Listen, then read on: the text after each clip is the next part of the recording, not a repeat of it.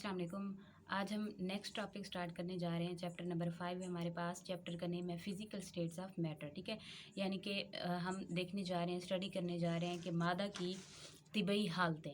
अब सबसे पहले इस चैप्टर को आगे पढ़ने से पहले, इंट्रोडक्शन पढ़ने से पहले हम ये देखते हैं, यहाँ पे एक लफ्ज़ इस्तेमाल हुआ है मैटर का। ठीक है, मैटर क्या होता है। ठीक है, आप लोगों ने प्रीवियस क्लासेस के अंदर भी पढ़ा होगा। ठीक है, मैटर के बारे में आपने इसके बारे में 6 क्लास में पढ़ा होगा, 7 में पढ़ा होगा। ठीक है, इनकी जो छोटी क्लासेस हैं उनके अंदर पढ़ा होगा कि मैटर क्या होती है। Everything that has mass.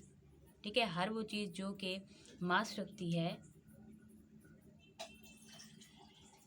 That has मास, जो कि मास रखती है, एंड ऑक्यूपाई स्पेस, और जगह घेरती है, उसे हम क्या कहेंगे, मैटर कहेंगे। ठीक है ना, तो ये हो गई हमारे पास मैटर की डेफिनेशन। मैटर क्या है? Everything that has mass and occupy space is called matter. हर वो चीज़ जो कि मास रखती है और जगह घेरती है, उसे हम क्या कहते हैं, मैटर। अब मैटर की फिर हमने फर्दर पढ़ी थी, 3 स्टेट्स होती हैं। ठीक है ना, कितनी स्टेट्स होती है मैटर की?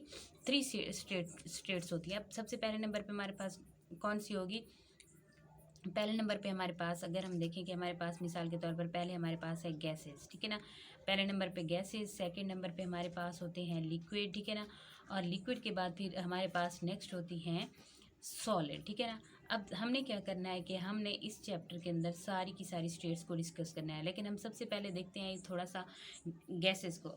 गैसेस क्या होती हैं? अगर हम देखें कि जो गैसेज हैं, ठीक है, वैसे तो मैटर 3 स्टेट्स में पाई जाती है, सॉलिड के अंदर, लिक्विड के अंदर और गैस के अंदर पाई जाती है। अब लेकिन जो मैटर की जो सिंपल स्टेट है, ठीक है, सादा तरीन हालत है, वो गैसेज होती हैं। ठीक है ना, गैस हालत होती है। अब यानी कि जो हमारे पास लिक्विड होती हैं वो थोड़े से कम पाए जाते हैं, और जो सॉलिड होते हैं वो हमारे पास यानी कि मैटर ज़्यादातर ठोस हालत में यानी कि सॉलिड फॉर्म में पाई जाती है। अब गैसी हालत में अगर देखें कि गैसी हालत में मादा की कोई ख़ास शक्ल नहीं होती। ठीक है, यानी कि कोई ख़ास नो, हम यानी कि ये कह सकते हैं कि no definite shape and volume. ठीक है, कोई ख़ास इसकी शेप और कोई ख़ास इसका वॉल्यूम नहीं होता। ठीक है, गैसेस का। अब इसीलिए क्या होता है कि जो गैसेस होती हैं वो तमाम की तमाम स्पेस को ऑक्यूपाई कर लेती हैं। ठीक है, इसके जो मालिक्यूल्स होते हैं गैस के, वो रैंडमली मूव कर रहे होते हैं। ठीक है ना, यानी कि इनके दरमियान स्पेसेस बहुत ज़्यादा होती हैं, तो यही वजह होती है कि इनके दरमियान जो इंटरमालिक्यूलर फोर्सेस होंगी वो भी वीक होंगी। ठीक है, अब गैसेस की अगर हम एक अहम प्रॉपर्टी देखें, वो प्रेशर होती है। ठीक है, प्रेशर है, उसके अलावा टेम्परेचर है, इसको हम फर्दर अभी डिस्कस करने जा रहे हैं। ठीक है, डिस्कस करते हैं उसकी सारी की सारी जो हमारे पास प्रॉपर्टीज़ हैं गैसेस की। अब थोड़ा सा हम देख लेते हैं लिक्विड को।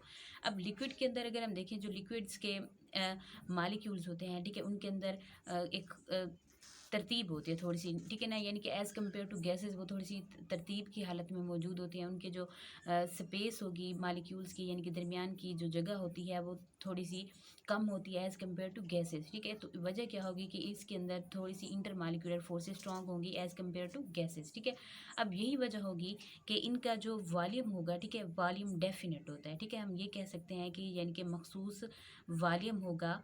ठीक है, अब लेकिन फिर भी इसकी जो शेप होगी, ठीक है, जो शेप वो डेफिनेट नहीं होगी, यानी कि कोई ख़ास शक्ल नहीं होगी। हम ये कह सकते हैं कि डेफिनेट शेप नहीं होगी, बल्कि जो वॉल्यूम होता है वो इनका डेफिनेट होता है। ये अब जो लिक्विड होते हैं, लिक्विड को हम जिस बर्तन के अंदर डालते हैं, ठीक है, ये क्या करते हैं, उसी की शक्ल को अख्तियार कर लेते हैं। ठीक है, यानी कि इसे जिस बर्तन में भी डाला जाता है ये उसकी शक्ल अख्तियार कर लेते हैं। अब माए जो होते हैं यानी कि लिक्विड होते हैं वो एवापोरेट भी हो जाते हैं। ठीक है, उसके अलावा ये प्रेशर भी एक्सर्ट करते हैं। जब हम किसी लिक्विड का वेपर प्रेशर बैरूनी प्रेशर के इक्वल हो जाता है, यानी कि एक्सटर्नल प्रेशर के इक्वल हो जाता है, तो तब ये बॉयल होना स्टार्ट कर देता है। ठीक है, अब गैसेस की निस्बत अगर हम देखें कि जो माए के हमारे पास मालिक्यूल्स होते हैं, उनकी जो मूवमेंट्स होती हैं वो कम होती हैं एज़ कम्पेयर टू गैसेस। ठीक है ना, इसीलिए ये बहुत स्लोली डिफ्यूज़ करते हैं। अब नेक्स्ट हमारे पास है सॉलिड।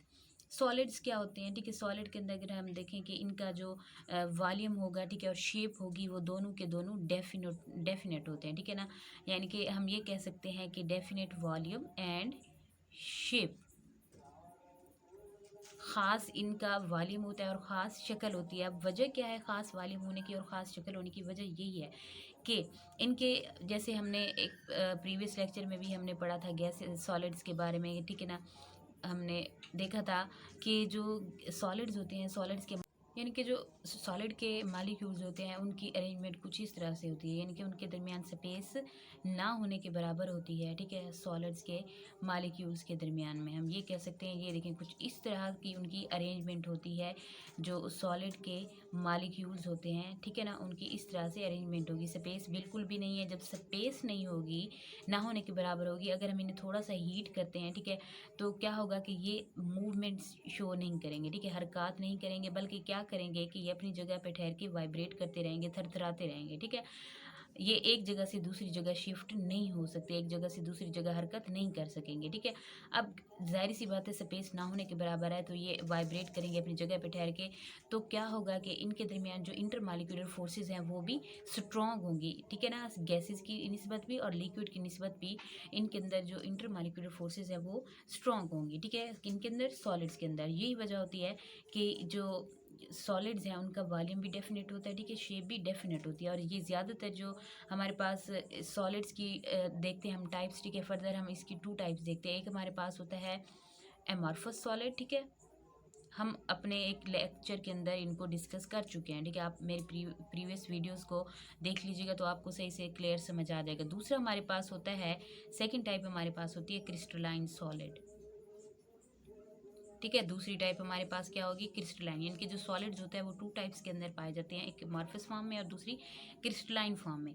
तो ये था थोड़ा सा गैसेस, लिक्विड और सॉलिड के बारे में, ठीक है, इंट्रो था। अब नेक्स्ट हम देखते हैं, डिटेल स्टडी करते हैं हम गैशियस स्टेट के बारे में, ठीक है ना। जो हमारे पास फर्स्ट स्टेट है वो है गैशियस स्टेट।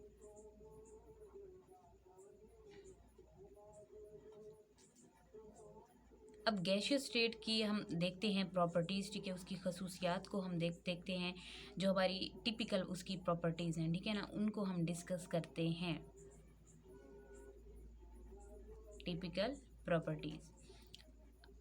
अब अगर हम देखें कि जो गैसेस की टिपिकल खसूसियात होती हैं, यानी कि तिब्बी खसूसियात होंगी, वो सारी गैसेस की यानी कि एक जैसी होंगी, ठीक है। अब कुछ खसूसियात हमारे पास हैं जिनको हम डिस्कस करने जा रहे हैं, ठीक है, जो इंपॉर्टेंट हमारे पास प्रॉपर्टीज़ हैं इनकी। अब सबसे पहले नंबर पे हमारे पास है डिफ्यूजन, ठीक है ना। डिफ्यूजन को हम देखेंगे कि डिफ्यूजन कैसे शो करती हैं गैस के मालिक्यूल्स, ठीक है, किस तरह से होती है डिफ्यूजन, डिफ्यूजन होती क्या है। अब अगर हम देखें जो गैसेस हैं, गैसेस तेज़ी से डिफ्यूजन, तेज़ी के साथ डिफ्यूजन करती हैं, ठीक है ना, यानी कि रैपिड डिफ्यूज़ होती हैं बहुत जल्दी से। अब डिफ्यूजन क्या है, ठीक है, डिफ्यूजन ऐसा प्रोसेस होता है जिसके जिसके अंदर जो गैसेस होंगी, ठीक है, वो रैंडम मोशन शो करती हैं, ठीक है, और उनके जो टकराव से होमोजीनियस मिक्सचर बनता है, ठीक है, इस अमल को हम कहते हैं कि वो डिफ्यूजन है, ठीक है। डिफ्यूजन अब क्या है कि ऐसा प्रोसेस है जिसमें जो गैसेस हैं वो रैंडम मूवमेंट करेंगी, ठीक है, और रैंडम मूवमेंट की वजह से क्या होगा कि वो होमोजीनियस मिक्सचर बना देंगी, इसे हम क्या कहेंगे, डिफ्यूजन। अब डिफ्यूजन की जो स्पीड है, ठीक है, हम ये कह सकते हैं डिफ्यूजन की जो स्पीड होगी वो डिपेंड करेगी, ठीक है, किसके ऊपर डिपेंड करेगी, मालिक्यूलर मास के ऊपर डिपेंड करेगी। अब मालिक्यूलर मास के ऊपर कैसे डिपेंड करेगी कि कि हाँ, जो हमारे पास लाइटर गैसेस होंगी, ठीक है, हल्की गैसेस होंगी, वो भारी गैसेस की निस्बत तेज़ी के साथ डिफ्यूज़ करेंगी, ठीक है ना। अब मिसाल के तौर पर जैसे हमारे पास है हाइड्रोजन, ठीक है, H2 गैस है। अब H2 गैस की डिफ्यूजन की जो स्पीड होगी वो ज़्यादा होगी as compare to oxygen gas की। अब ऑक्सीजन गैस की अगर हम देखें, इसकी हाइड्रोजन की कितनी होगी, 4 गुना, ठीक है, 4 टाइम्स इसकी स्पीड डिफ्यूजन की ज़्यादा होगी ऑक्सीजन से। वजह क्या है, वजह ये है कि जो हाइड्रोजन है, ठीक है, हाइड्रोजन का मालिक्यूलर मास कम है, ठीक है, जितना ज़्यादा मालिक्यूलर मास कम होगा वो उतनी जल्दी क्या करेंगे, डिफ्यूज़ होंगी गैसेस, ठीक है। अब दूसरे हमारे पास जो इसकी प्रॉपर्टी है दूसरी है इफ्यूजन, ठीक है, इफ्यूजन। इफ्यूजन क्या होगी ये हम देखते हैं, ठीक है। अब आपने अपनी आम रूटीन में, ठीक है, डेली की रूटीन में आप क्या करते हैं, देखते हैं कि जब एक टायर पंक्चर होता है, ठीक है, तो उसमें से सारी हवा फ्यूज़ हो जाती है, यानी कि एक सुराख से एक छोटा सा उस टायर के ऊपर क्या होता है कि कट लगता है, ठीक है, छोटा सा सुराख बनता है, वहाँ पे होल बनता है, तो क्या होता है कि टायर की जो सारी की सारी हवा होती है वो बाहर निकल जाती है, उस एक सुराख से निकलना शुरू हो जाती है। अब वो बाहर क्यों निकलती है, क्योंकि जो बाहर का प्रेशर है वो कम है, ठीक है, यानी कि एटमॉस्फेयर प्रेशर है वो कम है, लेकिन जो टायर के अंदर का प्रेशर था वो ज़्यादा था। इसी वजह से जैसे ही जो गैस के मालिक्यूल्स है, ठीक है, उनको रास्ता मिलता है, चाहे वो एक छोटा सा होल क्यों ना, उनको रास्ता मिलता है, वो बाहर निकलना स्टार्ट कर देते हैं, ठीक है। तो ये क्या है, ये इफ्यूजन है, यानी कि गैस के यानी कि जो गैस के मॉलिक्यूल्स हैं, ठीक है, उनका एक जो बारीक सुराख होगा, ठीक है, स्मॉल होल से कम प्रेशर वाली जगह की तरफ रिलीज़ होना, उसे हम क्या कहेंगे, इफ्यूजन कहेंगे। ठीक है, क्या होगा कि एक होल से जो गैस मॉलिक्यूल हैं, ठीक है, उनका रिलीज़ होना क्या कहलाएगा, हमारे पास इफ्यूजन कहलाएगा। ठीक है, तो ये था इफ्यूजन।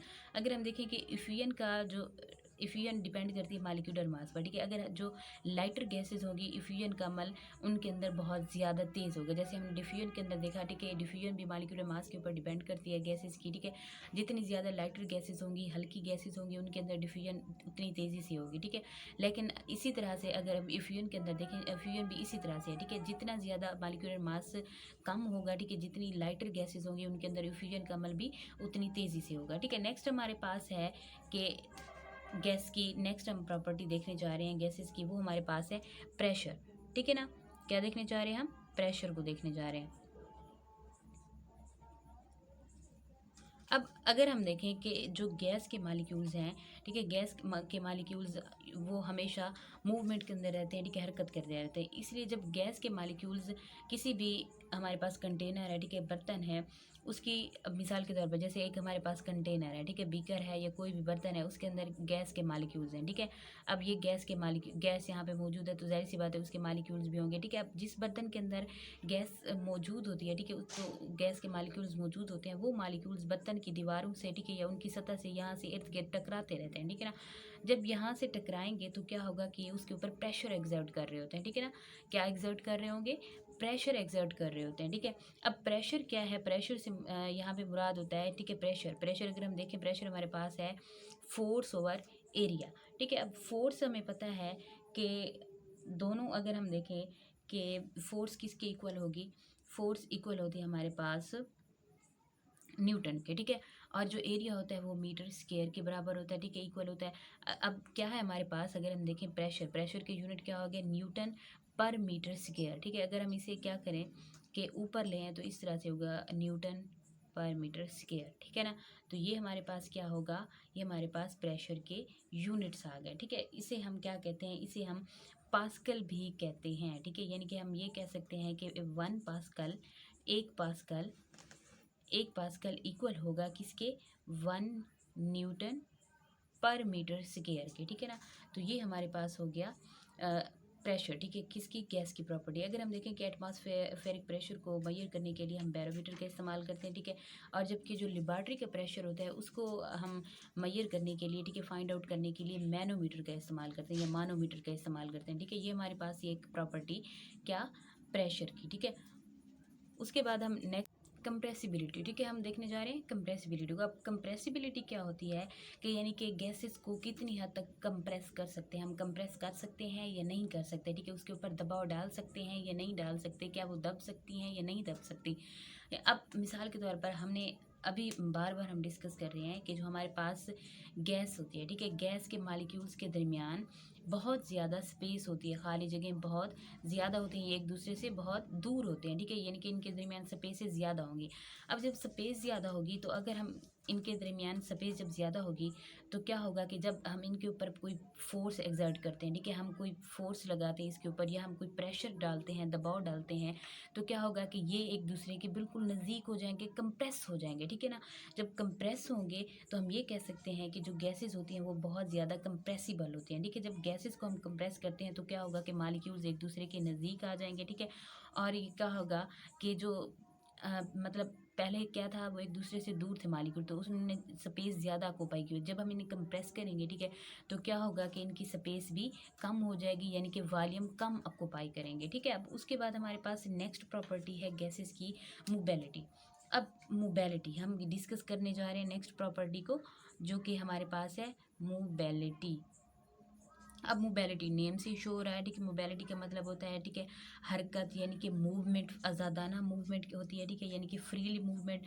अब हम ये कहेंगे कि अभी दोबारा से वही बात की, जो गैस के मॉलिक्यूल्स हैं वो क्या करते हैं कि हमेशा मूवमेंट करते रहते हैं, हरकत करते रहते हैं। ठीक है, अब ये एक जगह से दूसरी जगह हरकत कर सकते हैं। वजह ये होती है कि इनकी जो काइनेटिक एनर्जी होती है, ठीक है ना, काइनेटिक एनर्जी बहुत ज़्यादा होती है। ठीक है, अब काइनेटिक एनर्जी ज़्यादा है तो आज़ादाना तौर पर यानी कि फ्रीली मूवमेंट करने वाले जो मॉलिक्यूल्स हो गए, ठीक है, उनके दरमियान ये अब अगर हम क्या करते हैं कि ये इनके दरमियान में कोई इनके अंदर हम कोई और चीज़ ऐड करते हैं, तो अब स्पेसेस बहुत ज़्यादा हैं, तो ज़ाहिर-सी बात है ये रैंडमली मूव करते रहेंगे, ठीक है। अब स्पेस ज़्यादा, तो अगर दूसरी चीज़ जब हम इनके अंदर ऐड करेंगे तो क्या होगा कि ये उसके साथ मिल जाएँगे, ठीक है, होमोजीनियस मिक्सचर बना देंगे। फॉर एग्ज़ाम्पल हम पानी के अंदर जैसे हम सपोज़ कर रहे हैं कि हमारे पास कोई गैस है, ठीक है, गैस के अंदर हमने कोई चीज़ एक और चीज़ ऐड की है, तो क्या होगा कि स्पेसेस बहुत ज़्यादा हैं, तो वो जो नई चीज़ हमने ऐड की, जो हमने सॉल्यूट ऐड किया है, वो क्या करेगा, वो फ़ौरन से उन स्पेसेस को ऑक्यूपाई कर लेगा ईज़िली से, ठीक है। इस तरीके से ऑक्यूपाई करेगा कि एक होमोजीनियस मिक्सचर बन जाएगा, ठीक है। नेक्स्ट हमारे पास है डेंसिटी। अब गैसेस की डेंसिटी को हम डिस्कस करने जा रहे हैं, ठीक है ना। एक और प्रॉपर्टी कौन सी हमारे पास, डेंसिटी है। अब अगर हम देखें कि जो गैसेस की डेंसिटी है वो लिक्विड और ठोस जो हमारे पास बॉडीज़ होती हैं उसकी निस्बत कम होती है, ठीक है। अब इसकी वजह क्या है कि मालिक्यूल्स का जो मैस होता है, ठीक है, अगर हम देखें वो मैस और गैस का यानी कि ज़्यादा वॉल्यूम होता है, ठीक है। अब इस तरीके से क्या होगा कि जो गैस होती है, ठीक है, गैस की डेंसिटी हम ज़ाहिर करते हैं ग्राम पर डीएम क्यूब के अंदर, ठीक है, उसके अंदर ज़ाहिर करते हैं। लेकिन जो हमारे पास लिक्विड होते हैं, ठीक है, लिक्विड्स की और सॉलिड की डेंसिटी को हम ग्राम पर सेंटीमीटर क्यूब में शो करते हैं, ठीक है। अब जिसका मतलब ये है कि माई और यानी कि जो हमारे पास लिक्विड और सॉलिड हैं वो गैस से 1000 टाइम, ठीक है, 1000 टाइम ज़्यादा हैवी होते हैं, ठीक है ना। कौन, सॉलिड और लिक्विड, सॉलिड और लिक्विड, ठीक है ना। क्यों, क्योंकि इनकी डेंसिटी ज़्यादा है, जबकि ये गैसेस क्या होती हैं, ये हल्की होती हैं। ज़ाहिर सी बात है इनकी डेंसिटी को हम इसी वजह से ग्राम पर डीएम क्यूब में शो करते हैं, ठीक है, ज़ाहिर करते हैं, क्योंकि इनकी डेंसिटी बहुत कम होती है। अब यही वजह होती है कि अगर हम गैसेस को ठंडा करें, ठीक है, ठंडा करने से उनका जो वॉल्यूम होता है वॉल्यूम कम हो जाता है, ठीक है, जिसकी वजह से उनकी डेंसिटी बढ़ती है।